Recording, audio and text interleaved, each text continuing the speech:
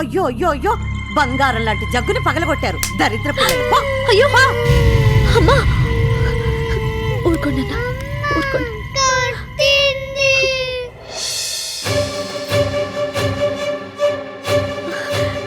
వదినా. ఓ నువ్వా? ఎవరో బిచ్చగత్త అనుకున్నాను. పిల్లల్ని ఇంత లేకిగానే పెంచేది, సిగ్గు లేకపోతే సరి. తల్లిని బట్టే పిల్లలు. అవతారం చూడు ఎలా ఉందో. పరిస్థితులు అలా వచ్చే వదినా. ఆయన పోలీస్ స్టేషన్లో ఉన్నారు. ఎవరికేం అన్యాయం చేశాడో అనుభవిస్తున్నాడు, దానికి మేమేం చేస్తాం? ఆయన ఎలాంటి వారో మీకు తెలియదా పిన్ని గారు? ఆ 3 కోట్లు కడితే గాని ఆయన బయటికి రారు. ఈ విషయం అన్నయ్యకి చెప్పి 3 కోట్లు ముష్టి కోసం వచ్చావన్నమాట. ఇప్పటికే నీకు నీ పిల్లలకు మా ఆయన చాలా తగిలేశాడు. మిగిలింది కూడా ఊడ్చుకెళ్దామనా? అయ్యో అది కాదు వదినా, నా పరిస్థితి. ఏంటి నీ పరిస్థితి? ఆ ఇంట్లో కాలు పెట్టావు, నీ మొగుడిని అప్పుల పాలు జైలు పాలు చేశావు. ఇప్పుడు ఈ ఇంట్లో కాలు పెట్టి మమ్మల్ని ఏం చేయాలని? అవే మాటలు వదినా. ఏ ఆడపిల్లైనా పుట్టింటి నాశనం కోరుకుంటుందా? మా అన్నయ్య 100 ఏళ్ళు బ్రతకాలి, నా పుట్టింటి దీపం వెలుగుతూనే ఉండాలి. మరెందుకు వచ్చావు ఇక్కడికి? నందు, నేను మాట్లాడతాను కదా. చూడమ్మా, ఆడపిల్లకి పెళ్లి చేసి పంపించాక కష్టమైనా సుఖమైనా చావైనా బ్రతుకైనా అంతా అత్తారింట్లోనే. పెళ్ళయ్యి 3 పిల్లలు పుట్టాక ఇంకా పుట్టిల్లు అన్నయ్య కష్టాలు అంటూ లిస్టు పెంచుకుంటూ వస్తే మీ అన్నయ్య సంసారం ఏమవుతుంది? ఇప్పుడిప్పుడే వీళ్ళ కాపురం కుదటపడింది. మళ్ళీ నువ్వు కుంపటి పెట్టి కూల్చక తల్లి. నా అన్నయ్యకి కీడు జరగాలని కల్లో కూడా ఊహించలేనమ్మా. నా అన్న వదిలిన సంతోషమే నా సంతోషం. అదే నిజమైతే వచ్చిన దారినే వెనక్కి వెళ్ళిపో.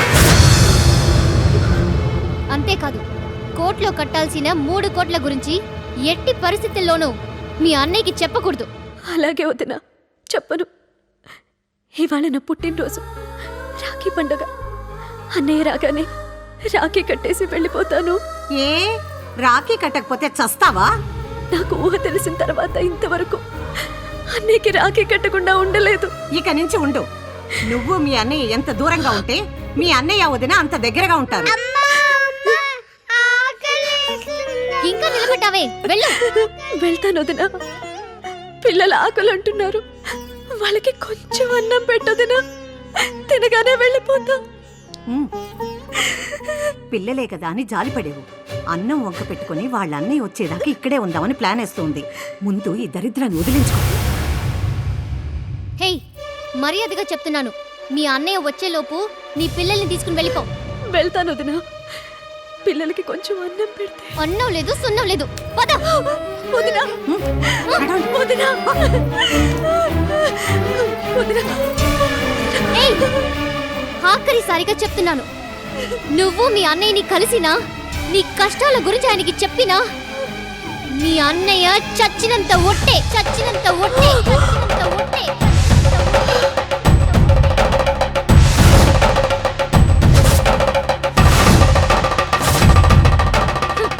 ఇంత చెప్పినా నిలబెట్టావేంటి? నువ్వు అసలు మనిషివేనా? కుక్క జన్మ. మాటలతో చెప్తే అర్థం కాదు. పదవే.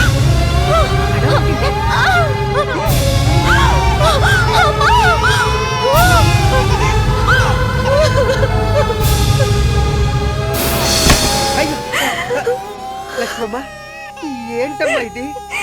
ఈ చేతులతో నువ్వు ఎంతమందికి అన్నం పెట్టలేదమ్మా. అలాంటిది నా పిల్లలకి ఆకలిగా ఉంది, అన్నం పెట్టండి నీ చేతి అడుకుంటున్నావా? అసలు ఆ ముసలి ఇంట్లో అడుగు పెట్టిన దగ్గర ఇంటికి శని పట్టిందమ్మా. అమ్మా లక్ష్మమ్మ, మా ఇంటికి వెళ్దామమ్మా. నేను పెడతానమ్మా అన్నం. దానన్నా బంగారి రారా, నేనున్నాను రా.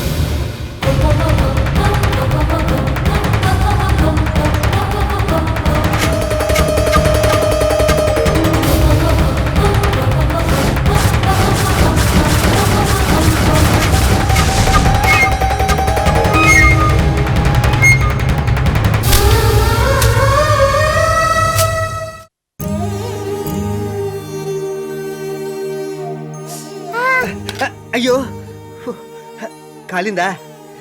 నా బంగారమే. నేను తినిపించను నాన్న.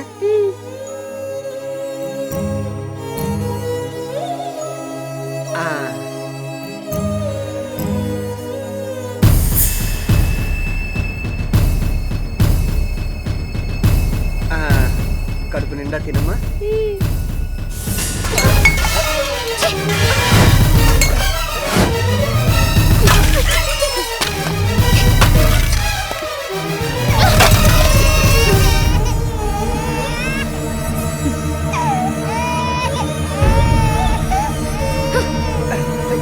ఏంటమ్మా ఇది?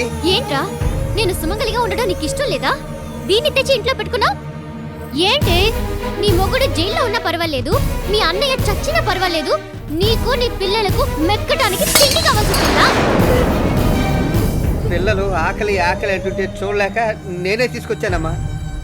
పిల్లల మీద మాకు లేని ప్రేమ నీకెందుకురా? వీళ్ళు నీకు గాని పుట్టారా? లేక పిల్లలు పుట్టాక దీన్ని ఉంచుకున్నావా?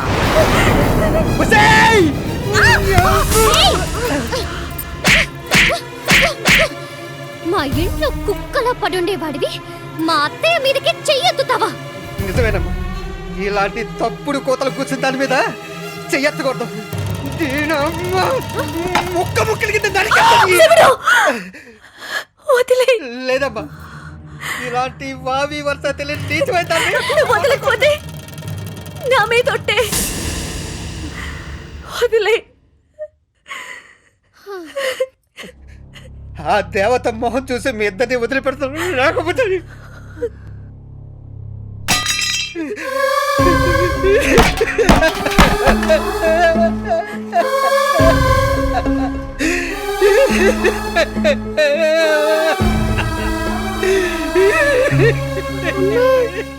అన్నమొద్దు ఏమొద్దు, వెళ్దాం పదమ్మా. పదండి అన్న.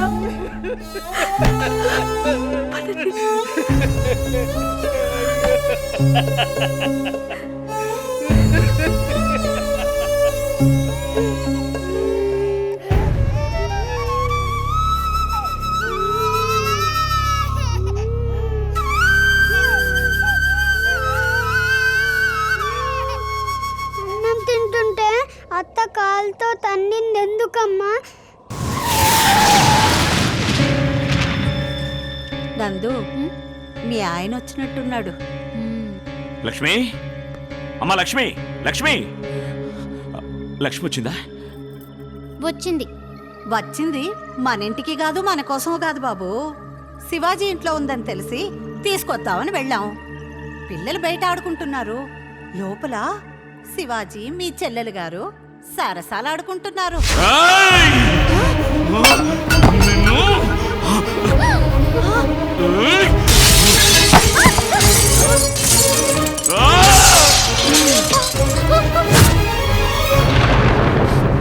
పవిత్రమైన ఈ రక్తానికా కళంకం అంటగడుతున్నావు? అన్నా, ఘోరం జరిగిపోయిందన్నా, నన్ను క్షమించు. ఏమైందిరా? కష్టాల్లో ఉన్న చెల్లులు పిల్లలు తీసుకుని ఇంటికి వస్తే వీళ్ళు మెడబెట్టుకుని బయటికి గెట్టేశారన్న. పిల్లలు ఆకలి అన్నారని నా ఇంటికి తీసుకెళ్ళి అన్నం పెడుతుంటే నోటి దగ్గర కొన్ని కాళ్ళతో తన్నేశారన్న వీళ్ళు.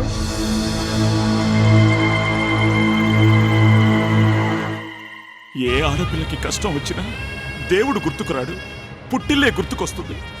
పుట్టింటికొస్తే తన కష్టాలన్నీ తీరిపోతాయన్న ఆశతో వచ్చింది నా చెల్లెలు. అలాంటి నా చెల్లెల్ని కష్టపెట్టి పంపారంటే మీరు మనుషులేనా? ఆకలి ఆకలి అన్న పసి వాళ్లకు ఒక ముద్ద పెట్టకపోగా వాళ్ళు తింటున్న కంచాన్ని తన్నేసావంటే నువ్వు అసలు ఆడదానివే. ఎందుకే నా చెల్లెలి మీద అంత కక్ష పెంచుకున్నావు? నీకే అన్యాయం చేసింది? దిక్కు ముక్కు లేని నీకు నా ఫ్యాక్టరీలో ఉద్యోగం ఇప్పించింది, అత్తప్ప. అంతస్తుల గురించి కూడా ఆలోచించకుండా నిన్ను ఇంటికి మహారాణి చేసింది, అత్తప్ప. నువ్వు తింటున్న తిండి, కట్టుకుంటున్న బట్ట, బతుకుతున్న బతుకు అన్నీ నా చెల్లెలి పెట్టిన భిక్ష. భిక్ష కాదు, శిక్ష. మీరేం చేసినా చూస్తూ ఊరుకుంటానని పేదదాన్నైన నన్ను ఈ ఇంటికి కోడలి చేసింది మీ చెల్లి. లక్షలు లక్షలు తనకు దోచి పెడుతున్నా నోరెత్తకుండా పడుంటాననే నన్ను ఇంటికి మహారాణిని చేసింది మీ చెల్లి. నోర్మోయ్, చేసిన మంచిలో కూడా చెడును వెతికే నీలాంటి వాళ్ళు ఎదుటి వాళ్ళ గొప్పతనం ఎప్పటికీ తెలుసుకోలేరు. తెలుసుకోవాల్సింది మీరు. చెల్లెలొకటే జీవితం కాదు, పెళ్ళాం కూడా జీవితంలో భాగమని. చెల్లెలకి పిల్లలుంటే సరిపోదు, మనకు కూడా పిల్లలు ఉండాలని తెలుసుకోవాల్సింది మీరు. తెలుసు, అన్నీ తెలుసు. నీ కబార్షన్ అవ్వడానికి, నీ గర్భసంచి తీసేయడానికి కారణం నీ అత్త కాని అత్తయ్యని కూడా బాగా తెలుసు.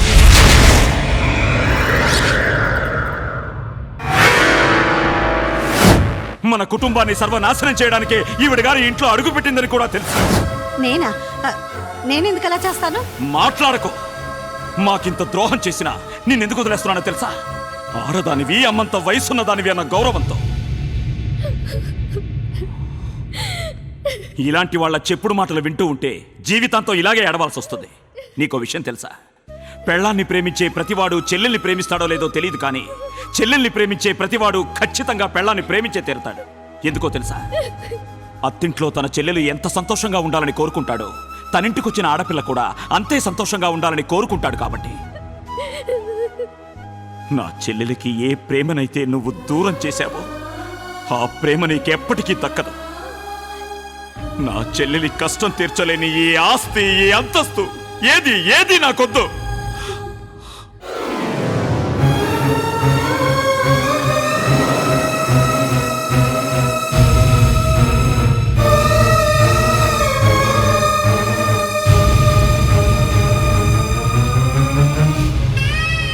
నా చెల్లెల్ని గెంటేసిన ఈ ఇంట్లో నేనింక ఒక్క క్షణం కూడా ఉండను. నా చెల్లెలకి ఏదైనా జరిగిందో చంపేస్తా.